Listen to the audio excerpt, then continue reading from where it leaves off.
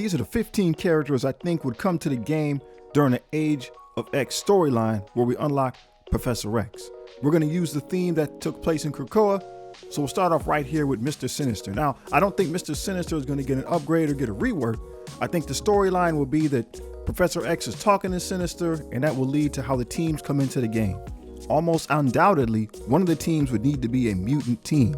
So why not introduce Armor into Marvel Strike Force? She's got a brand new comic out right now.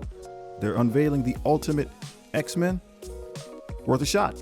Number 2, we have James Proudstar, Warpath, aka Thunderbird.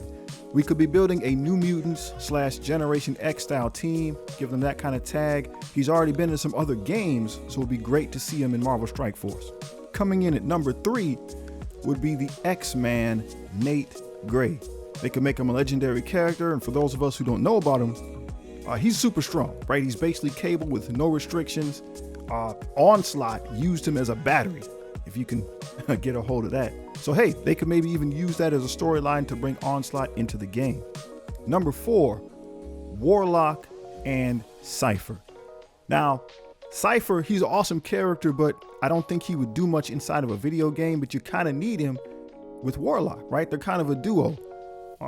So yeah, maybe they could be the first duo character. They could kind of team up, maybe have duo traits. I think that would be pretty slick. Number 4, we have Chamber. He's kind of an unknown character. I think he's pretty dope. Grew up with him in the Generation X comics. He's basically made of psionic energy. He'd be super smooth. And coming in at number 5 would be the team leader, Banshee. He's a requested character. Great time to bring him into the game. Super dope. In the Krakoan storyline, Mr. Sinister has these 4 clones. And Dr. Stasis, he's one of them. And just as Sinister is into mutants, Stasis is into tech. So what tech characters could come to the game? To kick things off, let's start out with Bastion. Bastion's a very interesting character. He was in the Operation Zero Tolerance storyline, and he's essentially, oversimplifying things, a variant of Nimrod. And he goes on this crusade to make more Sentinels. One of the ways they did that is they infected people with this virus that kind of took them over and turned normal people into Sentinels. These were the Prime Sentinels. So we could have an alpha and a beta version because they had male and female Sentinels in the storyline. So then you don't need big giant ones. You could just have human sized one. It still makes sense. And that could be our number 1, Bastion, 2 and 3, the alpha and beta Prime Sentinels. That brings us to number 4, the Omega Sentinel, Karima. Now Karima, she's a much more advanced version of the Prime Sentinels. She's been in video games already. She's really cool. Her arms, a lot of times she turns into these Mega Man type cannons. It would be pretty dope to see that in the game. And of course, that would culminate in the Ultimate Sentinel, a legendary character, Nimrod.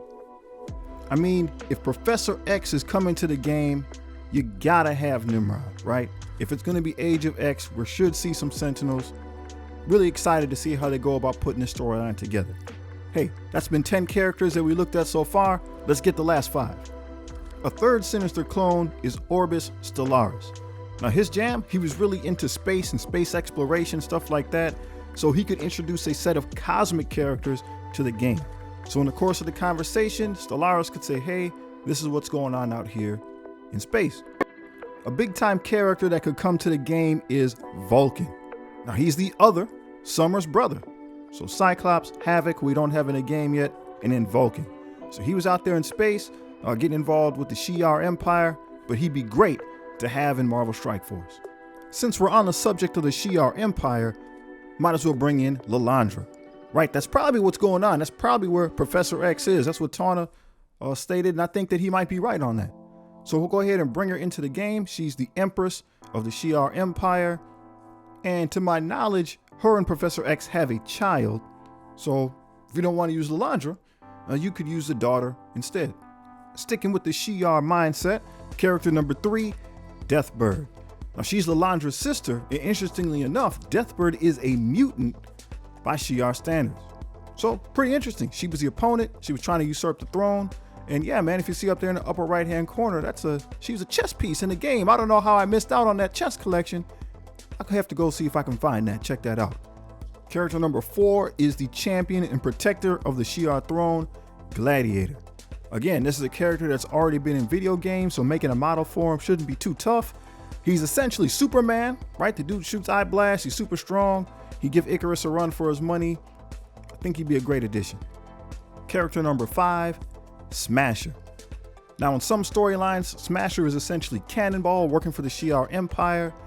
That'd be cool to have Cannonball in the game. In other storylines, it's a different person. Sometimes it's the daughter of Cannonball.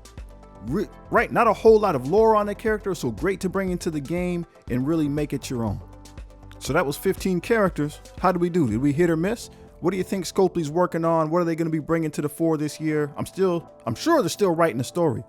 But hey, I want to know what your comments are. Make sure you're working hard. Make sure you're taking care of yourself and your family. And since we're imagining games, why don't we go ahead and check this video out, see how we can bring March Madness to Marvel Strike Force. Peace.